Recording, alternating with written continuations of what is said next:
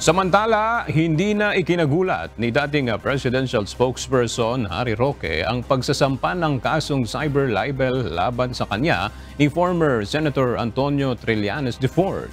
Sa isang pahayag, sinabi ni Atty. Roque na pinatunayan lamang ni Trillanes na siya ay kalaban ng malayang pagpapahayag o freedom of expression. Iginiit din ito na nagresulta lamang ng pagkawala sa atin ng Scarborough Shoal ang pakikipag-usap ng dating senador sa China. Binigyang diin pa ni Roque na ang pagsasampa ng kaso sa kanila ni Trillanes ay isa lamang desperadong hakbang upang kunin ang atensyon ng publiko para sa umano'y planong pagtakbo sa eleksyon.